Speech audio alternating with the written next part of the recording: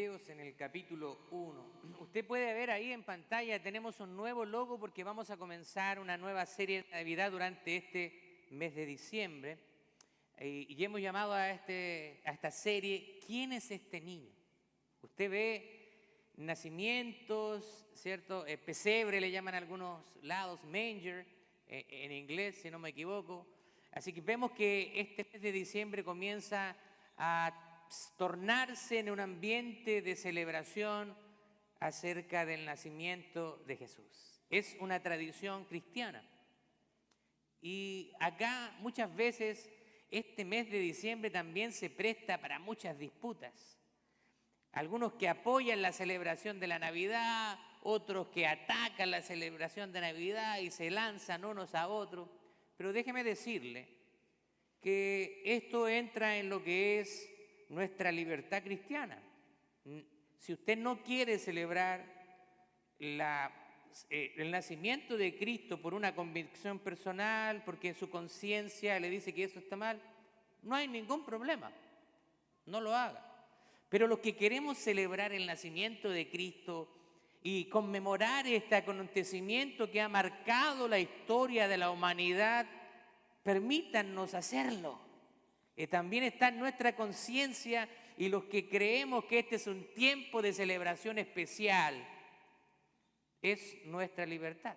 Así que no atacamos a los que no la celebran, pero también pedimos a los que no la celebran que no ataquen a quienes queremos celebrar, porque esto entra dentro de nuestra libertad cristiana, nuestros temas de conciencia, en Romanos capítulo 14. Póngase de pie, por favor, vamos a leer Hebreos capítulo 1, vamos a ver 2 versículos y vamos a tratar el resto del pasaje durante la exposición de este mensaje. El título del sermón dice, la preeminencia de Jesús. Así que vamos a leer Hebreos capítulo 1, versos 1 y 2. Dice la palabra del Señor: Dios, habiendo hablado muchas veces y de muchas maneras, en otro tiempo a los padres por los profetas, en estos postreros días nos ha hablado por el Hijo, a quien constituyó heredero de todo y por quien asimismo hizo el universo. Amén. Qué preciosa palabra. Tome asiento, por favor. Así que, como le contaba, estamos en una nueva serie de sermones a la que hemos titulado ¿Quién es este niño? Y durante este mes vamos a estar hablando de la persona de Jesús. Cuando pensamos nosotros en la Navidad, podemos ver algunos adornos de esta época. Ve usted que ya nuestra plataforma tiene estos arbolitos de Pascua, así que vemos ornamentos, vemos pesebres, nacimientos, con un Jesús como bebé, con un Jesús bebé. Así que esto es algo que nos hace recordar el nacimiento de Cristo. Ahora, póngase a pensar en este hecho, que Jesucristo, el Hijo de Dios, vino a este mundo, tomó un cuerpo de un ser humano, nació como un bebé. El creador de todo este universo, a través de un milagro en el vientre de esa joven Virgen María, a través del poder de su espíritu, expuesto ahí el Hijo de Dios. Eso es algo tremendo, es algo increíble y difícil de imaginar. Que la persona a través de la cual Dios Padre creó todo, vino a la tierra a nacer como un bebé y pasar todas las etapas que vive un ser humano. Jesús también le cambiaron los pañales, lo amamantaron, creció. Y dice que crecía tanto en estatura como en sabiduría. Así que Él se sometió a esta limitación de un cuerpo humano. Y Él tuvo que aprender también a comer, también sufrió cuando le salieron los dientes. Todas esas cosas, imagínense, lo que nosotros vivimos con nuestros hijos, también Jesús vivió toda esta etapa hasta llegar a una etapa adulta. Pero Él venía con una misión, y la misión era salvar al mundo. Él nació con el único propósito de dar y entregar su vida. Esto es algo que nosotros probablemente no podamos dimensionar, es algo muy difícil de dimensionar. Cómo Dios toma forma de hombre y viene al mundo a través de lo que los teólogos le llaman una más excelente y maravillosa teofanía, cuando Dios se presenta a nosotros de manera visible. Ahora, pero tengo una pregunta para usted. ¿Por qué un bebé nacido de una adolescente de 14 años, hace más de 2000 años, en Medio Oriente, es tan importante para nosotros? Algunos ya viendo la edad de María podrían decir, wow, wait, 14 años. Sí, en esa época habían costumbres de esa sociedad y las costumbres han ido cambiando. Pero ya una muchacha de 14 años podía ser entregada en matrimonio. También me imagino que la madurez era completamente diferente a los tiempos de hoy. Hoy día las niñas a veces a los 14 años, algunas todavía están jugando con muñecas. En esa época le aseguro que esas señoritas eran capaces de recitar pasajes completos de la Torá. Los tiempos cambian. Ahora quizás para nosotros que una muchacha se entregue en casamiento a los 14 años podría ser algo inadecuado para nuestra cultura, pero entendamos que estamos viendo una cultura que está atrás más de 2000 años. Bueno, para responder esta pregunta, ¿por qué es tan importante? Nuestra primera parada en esta serie de Navidad la encontramos en el libro de Hebreos. Y en este pasaje nos ayuda a comprender la supremacía de nuestro Señor Jesucristo. Ahora, pero antes de introducirnos al pasaje, quiero ver algunos asuntos importantes. Siempre es importante conocer un poquito más. ¿Quién es el autor de Hebreos? Bueno, primero, el libro de Hebreos es el libro 19avo en el Nuevo Testamento. Y no sabemos con certeza quién lo escribió. El mismo libro comienza sin mencionar un autor humano, sino que apunta al autor que es el Señor en primera instancia. Sin embargo, la inspiración que presenta este pasaje es evidente. Algunos piensan que el autor es el apóstol Pablo. Muchas gracias.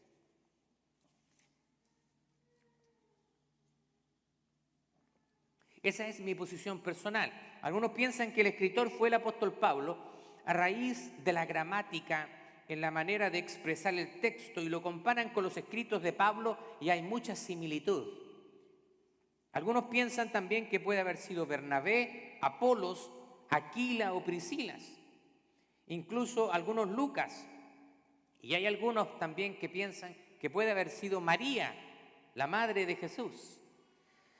Pero estos son solamente especulaciones, no tenemos nada que nos pueda afirmar quién es el autor de Hebreos. Pero eso realmente queda en un segundo plano cuando nosotros podemos ver que el libro es totalmente inspirado. Y lo que tenemos por seguro es que los receptores de esta carta sabían exactamente quién era el escritor. Ahora, ¿cuál es el tema del libro? El tema del libro es la preeminencia de Jesucristo. Independientemente de la autoría, el libro de Hebreos tiene un mensaje básico, tiene un tema básico, y es que es totalmente inspirado por Dios. La primacía de Cristo significa que Cristo es mejor, Cristo es preeminente y Cristo es más grande.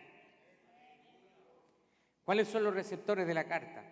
Bueno, esta carta,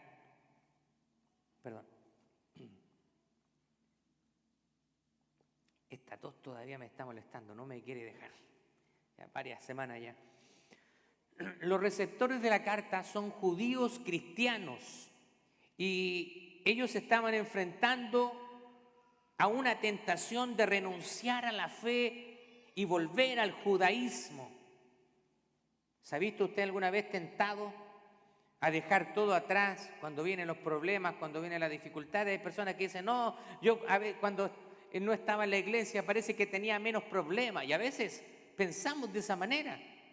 Pensamos que parece ser mejor volver atrás. Y esto es justamente lo que están viviendo estos receptores de esta carta. El propósito principal de la carta era fortalecerlo, mostrarle que Cristo es más grande que todo. Los quiere animar, los quiere instar a la perseverancia en medio de los desafíos, en medio de cualquier tipo de persecución. El autor quiere demostrar que Jesucristo es superior a todo. Esto está incluyendo que es mayor a los sacrificios del sistema del Antiguo Testamento, para los cuales ellos estaban tan familiarizados, y que en él se encuentra la perfección y toda la revelación de la deidad de Dios en Cristo Jesús. ¿Cuándo fue escrita esta carta? Bueno, se postulan diferentes aproximaciones. Algunos dicen que fue el año 60 después de Cristo. Algunos proponen una fecha más tardía, entre el 80 y 90. Algunos piensan que puede haber sido entre el 80 y 90, una época posterior al 60, porque algunos lo asocian con la persecución después de la destrucción del templo en el año 70 después de Cristo, llevado a mano por el emperador romano Tito, que resulta en la destrucción del templo. Pero realmente no tenemos una fecha exacta, pero sí sabemos que estos judíos cristianos estaban bajo persecución. Vamos a ver algunas cosas importantes. Primero, la revelación suprema de Dios, versos 1 al 4. Dios, habiendo hablado muchas veces y de muchas maneras en otro tiempo a los padres por los profetas, en estos postreros días nos ha hablado por el Hijo, a quien constituyó heredero de todo y por quien asimismo hizo el universo, el cual, siendo el resplandor de su gloria y la imagen misma de su sustancia, y quien sustenta todas las cosas con la palabra de su poder, habiendo efectuado la purificación de nuestros pecados por medio de sí mismo, se sentó a la diestra de la majestad en las alturas, hecho tanto superior a los ángeles, cuando heredó más excelente nombre de ellos. ¡Wow! Hay mucha profundidad en estos versículos. Podemos ver que se nos presenta la idea de que Dios ha hablado a lo largo de la historia de diferentes maneras. Sin embargo, en estos últimos tiempos nos dice el autor que Dios ha hablado a su pueblo y a la humanidad a través de su Hijo. Aquí encontramos la primera evidencia de la preeminencia de Cristo. Jesús no es simplemente un profeta, no es un simple mensajero, sino que es la expresión exacta de la naturaleza de Dios. Es donde habita toda la plenitud de la deidad de Dios. A Dios nadie le ha visto jamás, porque Dios es espíritu, pero Jesucristo el Hijo lo dio a conocer a nosotros.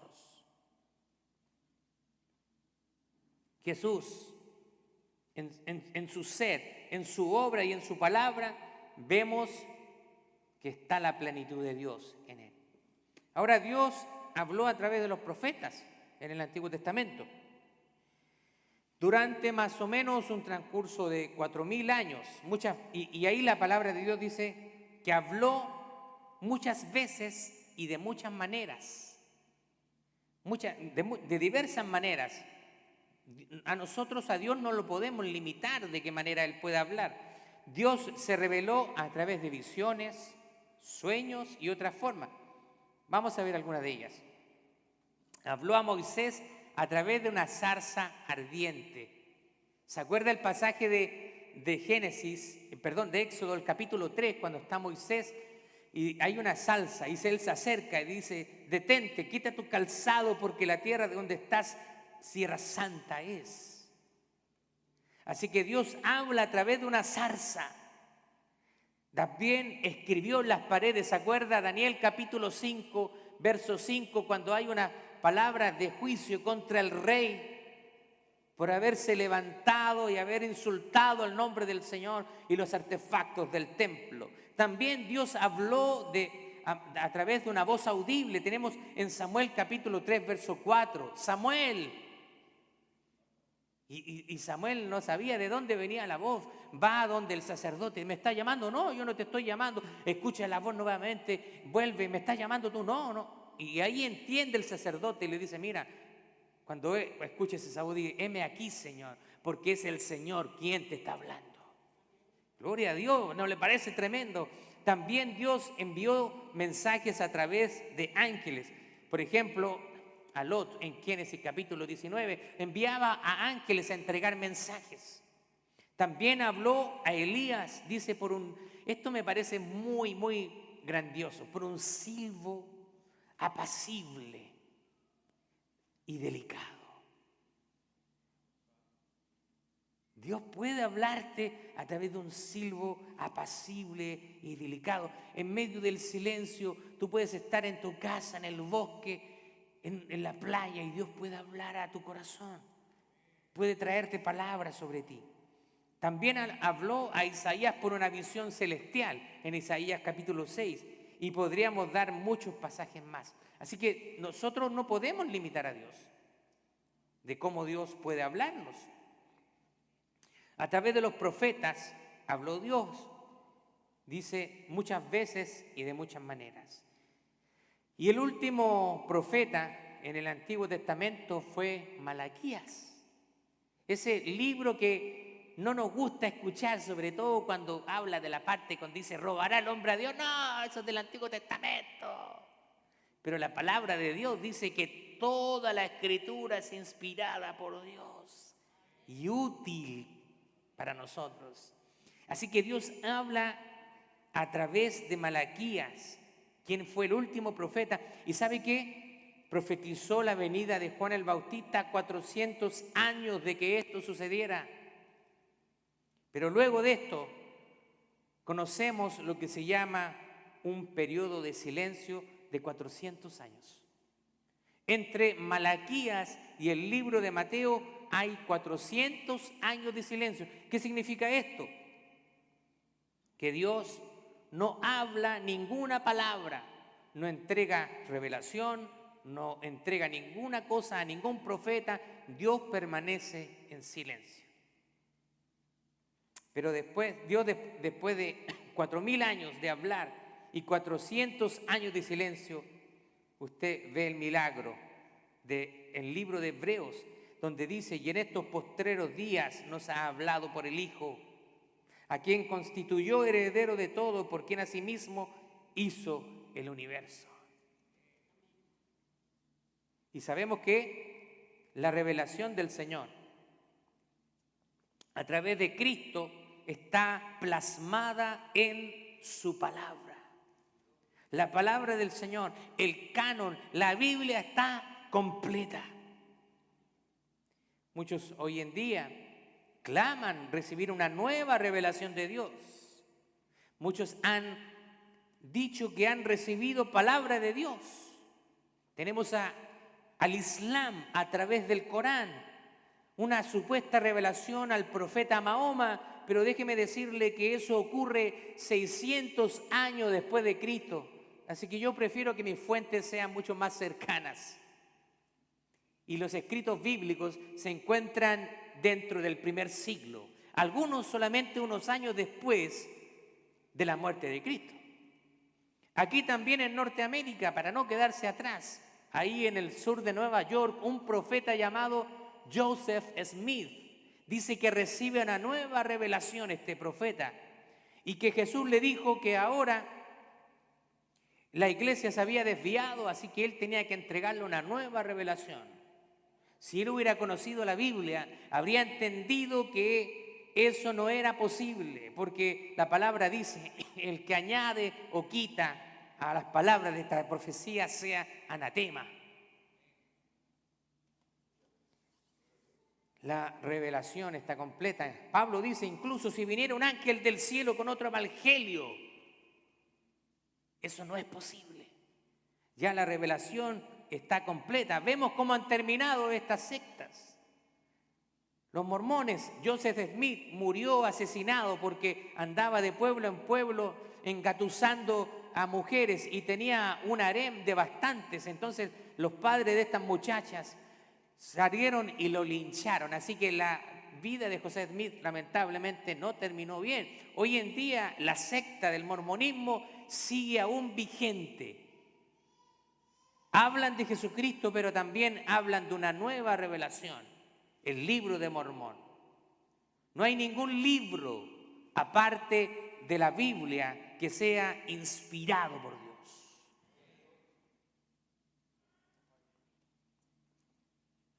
Vamos a ver la segunda parte de este pasaje, la superioridad de Cristo sobre los ángeles. Versículo 5 en adelante, porque ¿a cuál de los ángeles dijo Dios jamás, mi hijo eres tú? Yo te he engendrado hoy y otra vez yo seré a él padre y él me será a mí hijo. Esto es una referencia directa a pasajes veterotestamentarios del Antiguo Testamento. Y otra vez, cuando introduce al primogénito en el mundo, dice, adórenle todos los ángeles de Dios. Ciertamente de los ángeles dice, el que hace a sus ángeles espíritus y a sus ministros llama de fuego. Mas del Hijo dice, tu trono, oh Dios, por el siglo del siglo. Cetro de equidad es el cetro de tu reino. Has amado la justicia y aborrecido la maldad. Por lo cual te ungió Dios, el Dios tuyo, con óleo de alegría más que a tus compañeros. Tú, oh Señor, en el principio fundaste la tierra y los cielos son obra de tus manos. Ellos perecerán, mas tú permaneces y todos ellos se envejecerán como una vestidura. Como un vestido los envolverás y serán mudados, pero tú eres el mismo y tus años no acabarán. Pues, ¿a cuál de los ángeles dijo Dios jamás, siéntate a mi diestra hasta que ponga a tus enemigos por estrado de tus pies? ¿No son todos espíritus ministradores enviados para servicio a favor de los que serán herederos de la salvación? ¿Qué pasaje? Él es un rey, ha recibido todo el poder de parte de Dios, lo ha exaltado a lo sumo. Aquí lo que está haciendo el autor de Hebreos resalta la posición única de Cristo en relación a los ángeles. Satanás, por cierto, es un ángel caído, y a veces la imaginación del hombre ha presentado a Satanás y a Jesús en igualdad de condiciones. ¿Ha visto una imagen donde está Satanás y está Cristo como haciendo fuerza? Si la busca por internet usted lo va a ver. Eso es imaginación humana. Realmente Satanás no podemos compararlo frente al creador del universo. Dice que los ángeles y los demonios tiemblan ante él. Satanás ya ha sido vencido y Dios le ha permitido en este tiempo influenciar quizá este mundo. Pero sabe Satanás que llegará el día donde él junto a todos sus demonios será lanzado al castigo eterno en el lago de fuego. Gloria a Dios.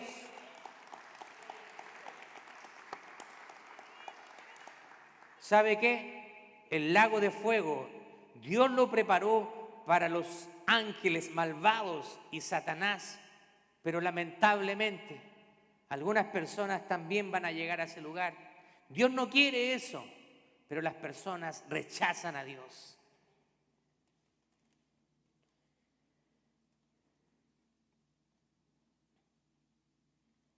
Así que aquí este pasaje dice, tú eres mi hijo, yo te he engendrado hoy. Algunas personas ven esa palabra de engendrar como donde es creado, pero la verdad que no. La palabra engendrar ahí en el texto da una idea de preeminencia, de importancia, de supremacía. Cristo, en cambio, es exaltado y adorado por los ángeles. ¿Se acuerda cuando algunos ángeles se presentaron a los hombres y algunos querían adorar a los ángeles? Incluso todavía hoy en día hay una tendencia a adorarlos a los ángeles. Pero Cristo, Jesús es mejor, Jesús es más grande. De hecho, la palabra mejor se utiliza aquí, o mayor que, la vemos 13 veces en el libro de Hebreos. Él es mayor que todos. Y es la palabra griega kreiton. Kreiton, que significa exactamente eso, mejor o mayor que. ¿Quién es este niño entonces? ¿Quién es este niño al cual nosotros celebramos? Es una mejor revelación, un nombre más excelente, Hebreos 1:4. Él es un mejor final, Hebreos 6:9. Él es un mejor sacerdote, es más grande que Melquisedec. Es una mejor esperanza para nosotros, un mejor pacto, Hebreos 7:22. Un mejor mediador con mejores promesas, Hebreos 8:9. Un mejor sacrificio y el perfecto sacrificio, Hebreos 9:23. Un futuro mejor, Hebreos 10:34. Una mejor resurrección. Y también nosotros por esa esperanza vamos a resucitar. Algo mejor, Hebreos 11:40. Y una mejor sangre, 12:24. Porque Él fue el último de los sacrificios y el sacrificio perfecto. Por eso ya no es necesario sacrificar animales. El sistema del Antiguo Testamento está obsoleto. Cristo entregó su sangre y se entregó en un sacrificio perfecto para darnos la salvación y la vida eterna. Gloria a Dios. Así que no se rinda, no se ponga cabizbajo como estos cristianos, judíos cristianos que estaban ahí. Muchas veces el mundo parece darte mejores alternativas, una mejor vida, pero déjame decirte que eso es momentáneo. Si te alejas de Dios, puedes quizás estar por un momento bien, pero llegará el momento donde tu vacío espiritual te secará interiormente y vas a necesitar tomar del agua de la vida, esos ríos de agua viva que corren en el interior de un creyente y que nunca se agotan. Gloria a Dios. ¿Quién es este niño entonces? La respuesta es el más grande que todos los profetas. Jesús es más grande que los profetas porque Él es el Hijo de Dios.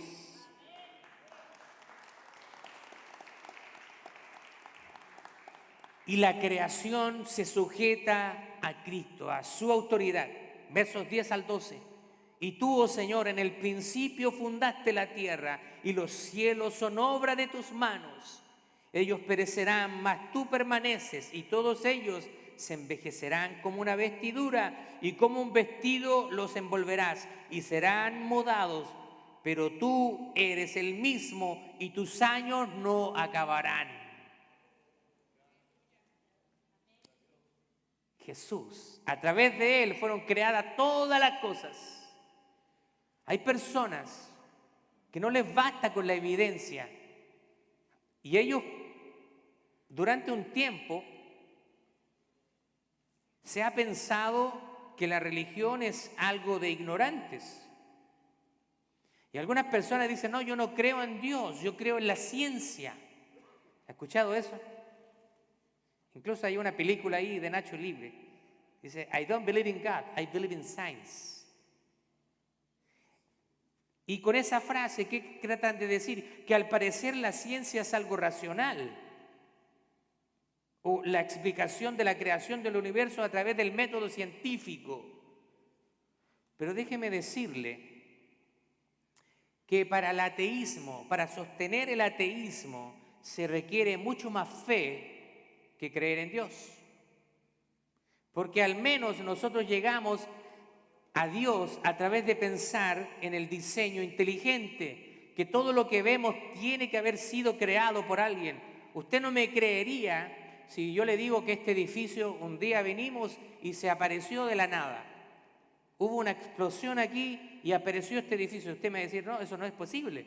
Esto denota, muestra un diseño inteligente, las columnas, el arte, los vitrales. Esto fue diseñado por alguien.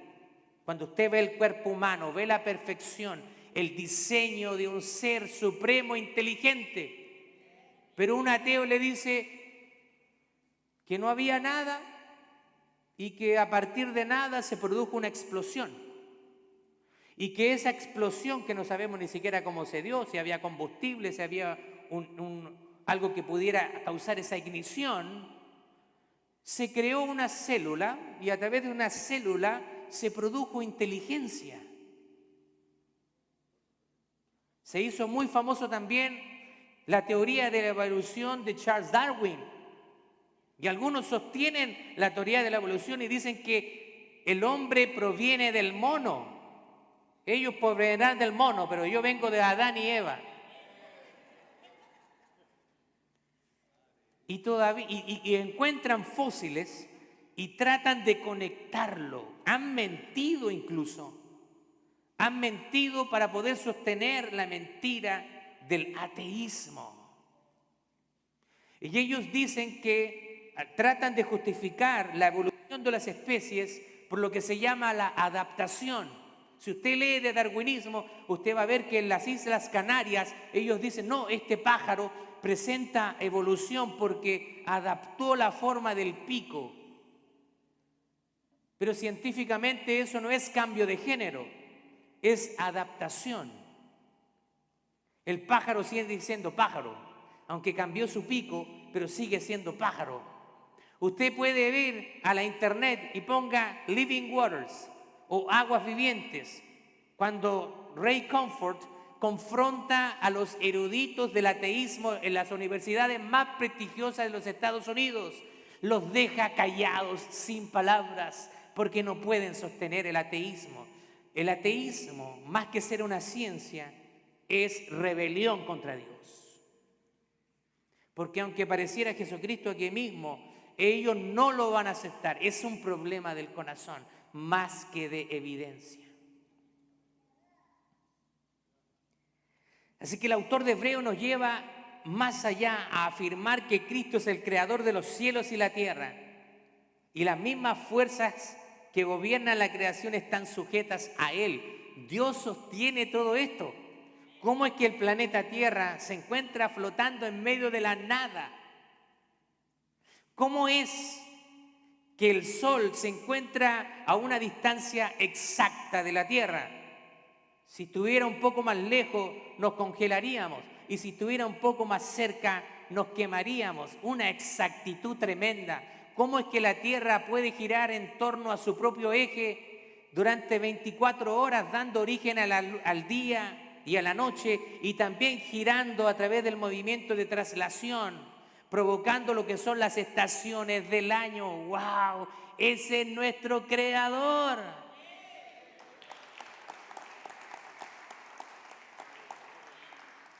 Él creó los átomos, Él creó las galaxias, Él creó nuestro ADN. Ahí está la firma de Dios. Vamos a concluir ya este mensaje. Así que nosotros hemos podido ver quién es este niño. La carta de los Hebreos nos presenta a un Cristo que es superior en todas las cosas. Es el radiante resplandor de la gloria de Dios y la imagen exacta de su ser. Como creyentes, ¿cuál debe ser nuestra respuesta a esta verdad? Debe ser una adoración inquebrantable y una sumisión absoluta a su señorío. La preeminencia de Cristo no es simplemente una doctrina teológica, es una realidad transformadora que debe impactar cada área de nuestra vida. Déjeme darle algunos puntos de aplicación para terminar. Primero, si reconoce el señorío de Cristo en su vida, responda con su mejor adoración en cada área de su vida. Dediquemos tiempo para contemplar su grandeza, su amor redentor y su señorío sobre nuestras vidas. Que nuestra adoración sea una respuesta natural a su supremacía. Él es tan grande, tan maravilloso, que cuando nosotros nos damos cuenta de eso, no debiéramos más que caer rendidos a sus pies y adorar a nuestro Dios. Segundo, si usted reconoce el señorío de Cristo en su vida, sométase a Él y acepte la autoridad de Cristo en todas las áreas de su vida. Hay gente que dice, Cristo es mi Señor, pero no es Señor en su casa, con su familia, en su trabajo, en sus finanzas, no es Señor. Que nuestras acciones y pensamientos estén alineados con su voluntad revelada en la Escritura. Jesús dijo, si me amáis, guarda mis mandamientos. Alguien que dice amar a Dios, se mide su amor por la obediencia. Y por último, si reconoce el señorío de Cristo en su vida, comparta la buena noticia de su Señor. Alguien que reconoce el señorío de Cristo no puede parar de hablar solo de Él y sus maravillas. Que nuestro testimonio también refleje la grandeza de aquel que ha transformado nuestra vida y que la sigue transformando hasta el día de Jesucristo. Gloria a Dios. Gracias, Señor. Póngase de pie. Vamos a orar al Señor.